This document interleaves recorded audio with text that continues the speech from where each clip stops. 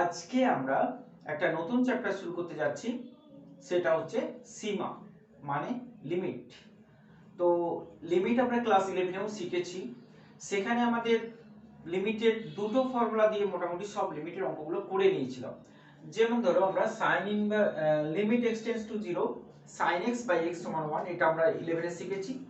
R limit x tends to a x to the power n minus a to the power n by x minus a সমান n a to the power n minus 1, এটা আমরা 11 এ শিখেছি। তাহলে এই দুটোকে আমরা class 11 এ শিখে এসেছি। এখন ক্লাস 12 এ এসে আমাদের আরো চারটে ফর্মুলা কিন্তু এখানে লিমিটের রয়েছে। e to the power x minus 1 সমান x, a to the power x minus 1 সমান log e বেস x। এই প্রসঙ্গে বলে রাখছি, এখানে লগের বেস সবসময় কিন্তু ই থাকবে। আমরা যতক্ষণ লিমিট, অবকলন, সমাকলন যাই করি না কেন, মানে ক্যালকুলাস চ্যাপ্টারে যতক্ষণ থাকবো ততক্ষণ জানবো যে লগের লিমিট যদি উৎস থাকে, লিমিট যদি বলে না দেওয়া থাকে, তাহলে লিমিটটা সেখানে ই আছে। 5 নম্বরে দেখো log 1 plus x by x এর মান হচ্ছে 1, আর 6 নম্বরে রয়েছে limit x tends to 0 1 plus x whole to the power 1 by x এর মান হচ্ছে e। ঠিক আছে, যদি সব ফর্মুলাগুলো একটার সঙ্গে একটা রিলেটেড, এর সঙ্গে এটা, এটার সঙ্গে এটা, সবকটা একটার সঙ্গে একটা কিন্তু রিলেটেড, মানে একটা থেকেই অন্যগুলো সব চলে আসে। সেটা বইয়ে একবার দেখে নিলেই পারবে যে একটা ফর্মুলা থেকে কিভাবে সব ফর্মুলাগুলোই আসছে। তাহলে এখন আমরা প্রশ্নমালাতে চলে যাচ্ছি, কারণ লিমিট তোমরা আগে থেকেই জানো, লিমিট সম্বন্ধে অনেক ধারণা তোমাদের আছে। তো সেই ধারণাকে কাজে লাগিয়েই আমরা 12 এ অঙ্কগুলো করে নেব। দেখো প্রথম যে অঙ্কটা রয়েছে e to the power 3x minus 1 by 2x। তো এখানে আমরা কি করব, এখানে আমরা যেটা করব সেটা হচ্ছে আমরা এইটা ফর্মুলাটা নিয়ে আসবো। দেখো এখানে e to the power 3x by 2x আছে, কিন্তু আমরা জানি এই ফর্মুলাটা বসাতে গেলে e এর পাওয়ারে যে সংখ্যাটা আছে নিচে সেই সংখ্যাটা থাকবে এবং লিমিটের সঙ্গেও সেই সংখ্যাটা থাকবে। যেহেতু এখানে e এর পাওয়ারে 3x আছে, তাহলে এই নিচে আমাদের 3x ই দরকার। তো 3x করতে গিয়ে আমাদের 2 ছিল, তাহলে এখানে 3 লিখে দিয়েছি। তাহলে ব্যালেন্সটা আমাদের এখানে লিখে দিতে হবে। ভালো করে দেখো, এইটা সবটা মিলিয়ে কিন্তু 3 3 কেটে গেলে 2x ই হয়। তার মানে যা ছিল এখানে তাই লিখতে হবে, কিন্তু এমন ভাবে লিখতে হবে যেন এই ফর্মুলাটাকেও নিয়ে আসা যায়। তাহলে আর এটা x টেন্ডস টু 0 আছে, x টেন্ডস টু 0 মানেও কিন্তু 3x টেন্ডস টু 0। তাহলে x টেন্ডস টু 0 হলে আমরা লিখতে পারি 3x টেন্ডস টু 0। তার মানে এখান থেকে আমরা লিখতে পারবো এটা ইকুয়াল টু 1 ইনটু 3/2, তার মানে হচ্ছে 3/2। এইরকম ভাবে আমরা এর আগের ক্লাসে মানে ক্লাস 11 এও করেছিলাম, এখন সেইটা থেকেই আমরা কিন্তু 12 করছি। অতএব আমাদের ধারণা আছে ধরে নিয়ে আমরা এখন এগিয়ে যাচ্ছি। আর যদি কেউ ক্লাস 11 এর লিমিট না করে থাকো, তাহলে ক্লাস 11 এ প্লেলিস্ট দেখে অঙ্কগুলো করতে পারবে, ক্লাস 11 এর লিমিটটা। তো তারপরে দেখো 2 এরটা। তো দেখো 2 এর অঙ্কটা log 1 plus 4x by 3x। তো এই 4x এই জায়গাটাকে আমরা পাল্টাতে পারবো না, কিন্তু এই জায়গাটাকে আমরা চেঞ্জ করতে পারবো। তাহলে log 1 plus x ফর্মুলাটা আসবে, এই 5 নম্বরে যে ফর্মুলাটা রয়েছে, এটা x থাকলে এটাও x থাকতে হবে এবং লিমিটটাও x থাকতে হবে। তাহলে এটাতে আমরা যেটা করতে পারবো যে limit x tends to 0 log 1 plus 4x আছে, আগেরটার মতোই মানে একেরটার মতোই এখানে আমরা 4x নিয়ে চলে আসবো আর এখানে ব্যালেন্সটা দিয়ে দেব। তাহলে 4/3। কোনো সময় যেন এই লাইনে যা আছে এটা যেন পাল্টে না যায়, সেটা আমাদের লক্ষ্য রাখতে হবে। আর যেহেতু লিমিটে দেওয়া আছে x টেন্ডস টু 0, তার মানে 4x টেন্ডস টু কিন্তু 0ই হবে। অতএব এটার সমান আমরা লিখতে পারবো এটার মান হচ্ছে 1 ইনটু 4/3, তার মানে হচ্ছে 4/3। তাহলে এটাই आंसर হবে। ঠিক আছে, তারপরে দেখো 2 নাম্বারটা হলো। 3 নম্বরে দেখো এখানে 2x আছে, এখানে 2x আছে। তো এখানে দেখো এটা সমান আমরা সরাসরি এই ফর্মুলাতে পেয়ে যাচ্ছি, এটা a to the power x মানে log e বেস a। আর লিমিটটা দেখো এখানে x আছে, তাহলে x যদি টেন্ডস টু 0 হয় তাহলে 2x নিশ্চয়ই টেন্ডস টু 0। তো তাহলে এখানে আমরা সরাসরি এই ফর্মুলাটা বসিয়ে দিতে পারছি log e বেস a। ঠিক আছে, 3 নাম্বার হয়ে গেল। 4 নম্বরটা দেখো, 4 নম্বরে ইনফিনিটিভ দিয়েছে লিমিটিং, তো এখানে এরকম কিছু নেই। তো আমরা এটা বুঝতে পারছি যে এই ফর্মুলাটা আসার কথা। তো এই ফর্মুলাটা আসার জন্য আমরা কি করব, 1 + 1/x সমান আমরা z ধরে নিচ্ছি। তাহলে আমরা জানি ভ্যারিয়েবল চেঞ্জ করলে পুরো যেখানে যেখানে পুরনো ভ্যারিয়েবলটা আছে মানে x আছে সেগুলো সবই আমাদের z এ কনভার্ট করতে হবে। তাহলে x টেন্ডস টু যদি ইনফিনিটিভ হয় তাহলে আমাদের z টেন্ডস টু কত পাবো 0। তাহলে এখান থেকে আমরা শুরু করছি limit z tends to 0 1 plus এখানে x রয়েছে 1/x মানে z ধরেছি আর x মানে হবে 1/z, তাই না? x মানে এখান থেকে আমরা পাচ্ছি x মানে হচ্ছে 1/z। দেখো 6 নম্বর ফর্মুলাটা চলে এলো, তার মানে এটা সমান হবে e। ঠিক আছে, তারপরে দেখো 5 নম্বরের অঙ্কটা। তো 5 নম্বরের অঙ্কটাতে e টু দি পাওয়ার এর অঙ্ক, এই অঙ্কটা রয়েছে কিন্তু এখানে x স্কয়ার আছে এখানে x আছে। তাহলে আমরা কি করব, আমাদের ফর্মুলাটা পাওয়ার জন্য আমরা e to the power x square আছে এই জায়গাটা তো চেঞ্জ করতে পারি না, তো এইখানে আমরা x স্কয়ার করে দিচ্ছি। তাহলে x স্কয়ার করে নিচ্ছি মানে একটা x লাগছে, তাই না? তাহলে এখানে একটা x বাড়তি আমাদের থেকে গেল। তো এখানে দেখো ভ্যারিয়েবল দিয়ে আমাদের ব্যালেন্স করতে হলো, এই x টা কিন্তু চলরাশি কারণ x টেন্ডস টু 0 আছে।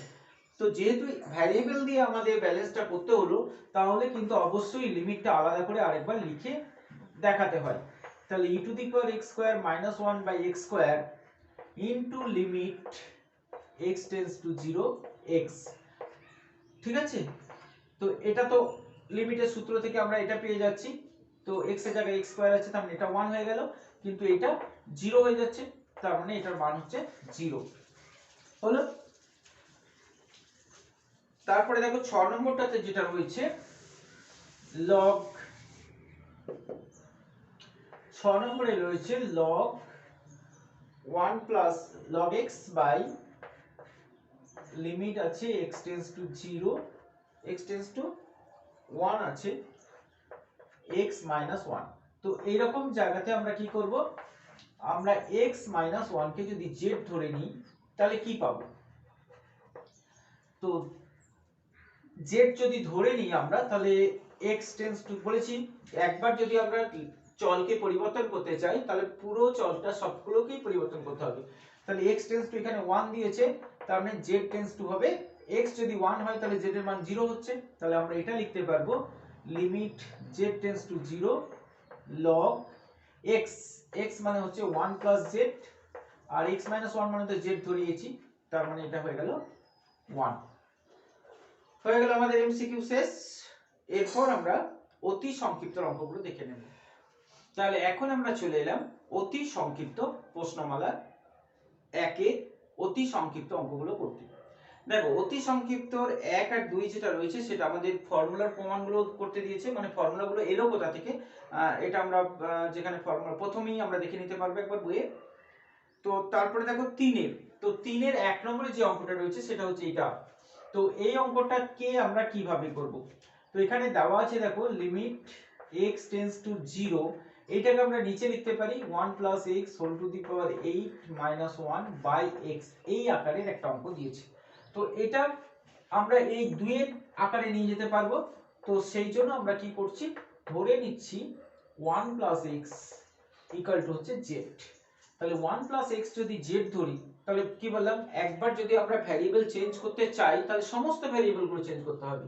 তাহলে এখানে x আছে, তাহলে x টেন্ডস টু যদি 0 হয় তাহলে z টেন্ডস টু কত হবে, z টেন্ডস টু হবে 1 কারণ x এর জায়গায় 0 বসালে z হচ্ছে 1।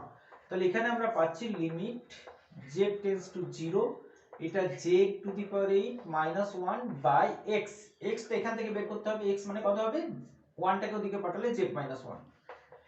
তো এখানে 1 আছে, 1 কে আমরা 1 টু দি পাওয়ার 8 হিসেবেও লিখতে পারি, তার মানে এই ফর্মুলাটাকে আমরা পেয়ে গেলাম। তো এটা সমান কত হচ্ছে, এটা সমান হচ্ছে n, এখানে n আছে 8, তাহলে 8 * 1 টু দি পাওয়ার 7, তার মানে অ্যানসারটা হবে 8। এটাই প্রমাণ করতে দিয়েছে। ঠিক আছে, তারপরে দেখো 3 এর 2 নম্বরটা। তো 3 এর 2 নম্বরে যে অঙ্কটা রয়েছে সেটা হচ্ছে লিমিট, এখানেও আমরা একই ভাবে করব 1 প্লাস x সমান যদি আমরা z ধরে নিই তাহলে দেখো লিমিট এখানে x টেন্ডস টু 0 দেওয়া আছে, তাহলে আমরা পাচ্ছি z টেন্ডস টু 1, তাহলে লিমিট z টেন্ডস টু 1, এখানে z to the power 9 minus 1 by z to the power 6 minus 1। তো এইটা কিন্তু এই আকারে এখনো আসেনি, এই আকারে আনতে গেলে কি করতে হবে, এটা আমরা ক্লাস 11এও করেছিলাম, এটা 11 এরই সূত্র দেখতে পাচ্ছি। তো লব হরকে z-1 দিয়ে ভাগ করে নেব আর লিমিটটাকেও আলাদা করে নেব।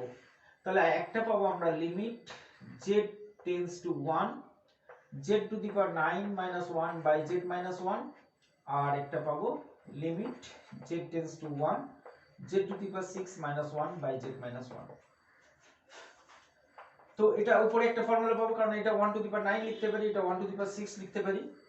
তাহলে উপরে পাবো আমরা 9 ইনটু 1 টু দি পাওয়ার 8, নিচে পাবো আমরা 6 ইনটু 1 টু দি পাওয়ার 5।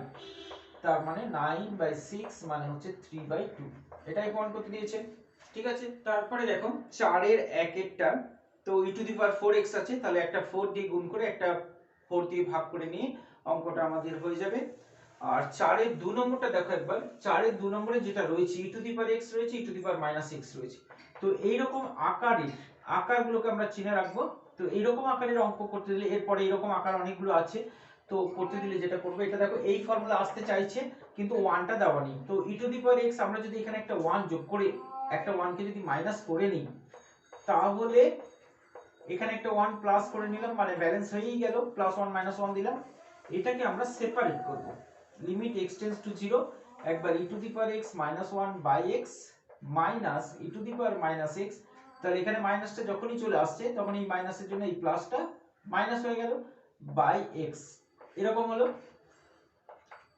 তাহলে এটাকে আমরা সেপারেট করে লিখতে পারবো e to the power x -1 by x minus limit x tends to 0 e to the power -x -1 by x। পেলাম দুটো সেপারেট করে। এইটার মান তো আমরা এই সূত্র থেকে এটা 1 বসিয়ে দিতে পারছি, কিন্তু এইখানে একটু ডিফারেন্স হয়ে গেছে। তো এখানে e to the power -x আছে, তাহলে এখানে একটা মাইনাস দিলে পরে আমরা ব্যালেন্সটা করে দিলাম।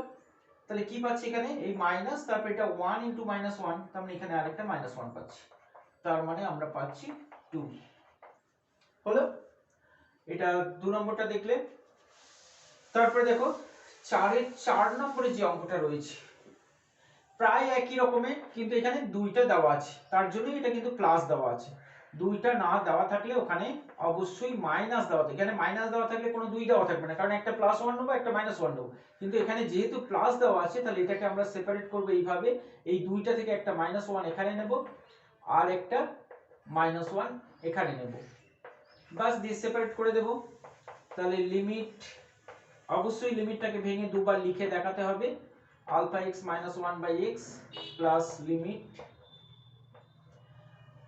x tends to 0 e to the power beta x -1 by x।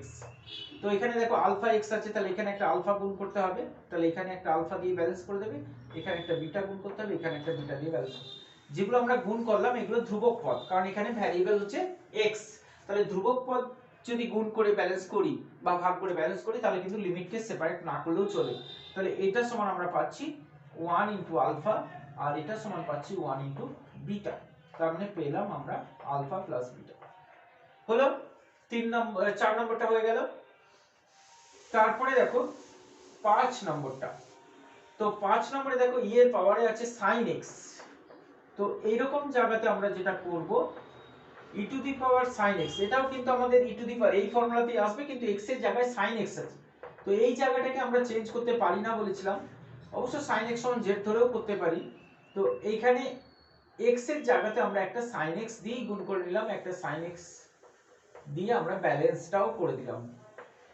ঠিক আছে, তো কি করলাম, এখানে sin x দিয়ে ব্যালেন্স করলাম। তো sin x গুণ করলাম মানে ভ্যারিয়েবল রয়েছে ওখানে, তাহলে আমাদের লিমিটটাকে কিন্তু আলাদা করে দুবার দেখাতে হবে। তাহলে একটা e to the power sin x -1 by sin x আর একটা হচ্ছে limit x tends to 0 sin x by x। এটা সরাসরি ফর্মুলায় চলে গেল। আর এটার জন্য আমরা লিখে দেবো এটাও 1 আর এটাও হচ্ছে 1, কিন্তু এটা লিখে দেবে যে x টেন্ডস টু 0 হলে sin x টেন্ডস টু 0। এটা কিন্তু সবসময় আমাদের দেখাতে হয়, কারণ এখানে e to the power sin x আছে, তাই এই লিমিটটা হচ্ছে sin x 0 থাকলেও যে হবে সেটা কিন্তু বলতে হবে। ঠিক আছে, হলো 4 এর অঙ্কগুলো। তারপরে দেখো 5 এর 1 নম্বরে যে অঙ্কটা রয়েছে sin ইনভার্স x। তো ইনভার্স কি জিনিস সেটা একটু জেনে রাখো, কারণ আমাদের ইনভার্স বলে একটা চ্যাপ্টার আছে, ওটা আমরা পরে করে নেব। তো ইনভার্স হচ্ছে, ধরো একটা কোণ আমরা এটা যদি জানি যে সাইন থিটার মান পেলাম আমরা x, তাহলে সাইন থিটার মানটা হচ্ছে x, তাই না? তাহলে এখান থেকে যদি থিটার মানটা লিখতে হয় কোনো জায়গাতে, তাহলে থিটা কত লিখবো? তো x এর মান যদি আমরা কোনো আদর্শ মান পাই তখন আমরা থিটাকে তো সেই আদর্শ মানের কোণ দিয়ে প্রকাশ করে দিই। কিন্তু যদি আমরা কোনো আদর্শ মান না পাই, যেমন ধরো পেলাম আমরা sin x সমান হচ্ছে 1/3, তো sin থিটা সমান যদি 1/3 হয় তাহলে থিটাকে আমরা কি লিখবো? তো এরকম ক্ষেত্রে 1/2 হলে আমরা থিটার একটা মান বার করে নিতে পারতাম, তাহলে 1/3 হলে আমরা কি করব? তখন এটাকে এই সিম্বলটা ব্যবহার করা হয় sin ইনভার্স 1/3, তাই এটা হচ্ছে থিটার মান। তো এখানেও তাই, তাহলে sin থিটা সমান যদি x হয় তাহলে থিটা সমান লেখা হয় sin ইনভার্স থিটা সমান হচ্ছে sin ইনভার্স x। তো এইটা একটা কোণ, এই কোণটাকে ইনভার্স দিয়ে প্রকাশ করা হয়। যাই হোক, এইভাবেই sin ইনভার্স লেখা হয়। এটা কিন্তু 1/sin x, এটা কিন্তু কখনোই নয়, তাহলে এটাকে 1/sin x বলা যায় না, ঠিক আছে? তাহলে এটাকে আমরা কি করব? প্রথমে আমরা লব ও হরকে x দিয়ে ভাগ করে দেব। তাহলে লব ও হরকে যদি x দিয়ে ভাগ করে নিই তাহলে আমরা যেটা পাবো sin inverse x by x, আর এখানে পাচ্ছি আমরা sin x বাই x। দেখো নিচের পার্টটা তো 1 হয়ে গেল, তাহলে নিচের পার্টটা চলে যাচ্ছে। উপরেরটার জন্য আমরা যেটা করব, এই sin ইনভার্স x কে আমরা z ধরে নিচ্ছি। তাহলে sin ইনভার্স x যদি z হয়, এটা যদি আমরা ধরে নিই তাহলে কি পাবো? লিমিটটা প্রথমে দেখো, তাহলে এখান থেকে আমরা লিখতে পারবো x সমান হচ্ছে sin z লিখতে পারবো, আর লিমিট x ইকুয়াল টু যদি টেন্ডস টু যদি 0 হয়, দেখো x এর জায়গায় 0 বসালে কি পাচ্ছি? sin z মানে হচ্ছে 0, তো sin z যদি 0 হয় তাহলে z কত হবে? তো 0ই হবে, তাই না? x যদি 0 হয় তাহলে sin z যেহেতু 0 হচ্ছে তাহলে z টাও 0 হবে। এখান থেকে লিখতে পারবো আমরা z টেন্ডস টু 0।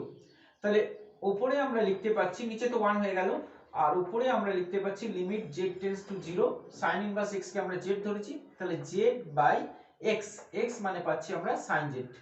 বলেছি কোন চল যদি পরিবর্তন করা হয় তাহলে সমস্ত চলগুলোকে পরিবর্তন করে নিতে হবে। তাহলে এটাকে আমরা এরকম ভাবে লিখতে পারবো 1 by limit z tends to 0 sin z by z, তার মানে হচ্ছে 1/1, তার মানে হচ্ছে 1 হলো। তাহলে অতি সংক্ষিপ্ত তারপরে যেটা রয়েছে tan ইনভার্স x, একই ভাবেই আমরা করতে পারবো। তো এখানে tan inverse x by x দেওয়া যাচ্ছে, মানে ফার্স্ট স্টেপটা আমাদের দরকার হচ্ছে না, শুধুই আমরা tan ইনভার্স x সমান z ধরে শুধু সেকেন্ড স্টেপটা দিয়ে আমরা করতে পারবো। মানে এই পার্টটা দরকার নেই, এই পার্টটা দরকার নেই, এখান থেকে অঙ্কটা হয়ে যাবে, ঠিক আছে? এই পার্টটা নেই এখানে। তারপরে সংক্ষিপ্ত অঙ্কগুলো আমরা পরের ভিডিওতে দেখে নেব, ঠিক আছে?